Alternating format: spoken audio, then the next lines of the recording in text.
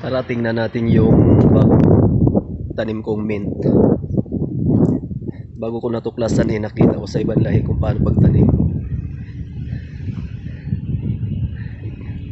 Ito, yan siya.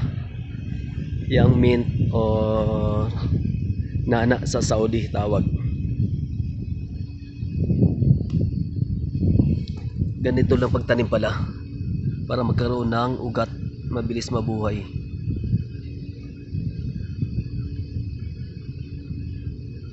Yan siya. Katanim ko lang nung isang araw. Ganyan pala sa pagpabuhay ng mint. Tawag sa atin sa Pinas hambubuhina sa Bisaya. Dito sarap yan, hinahalo yan sa chai tea. Kasi may kuwan sa aroma, ang bango ng kuwan niya aroma.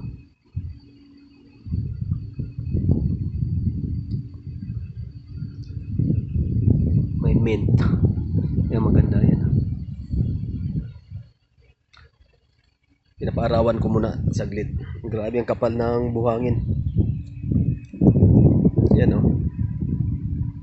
Hangin lang to, dala ng hangin. Nasa sunstorm.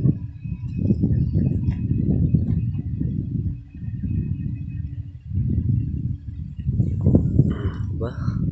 Unique yung pagtatanim natin kung paano. Nakakuha rin ng isang idea.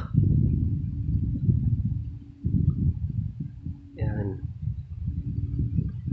Sana lalago to para mag-chai tayo dito. May mint ako panghalo. Sarap higupin pag may kon kasama kasi. Okay, salamat sa panonood.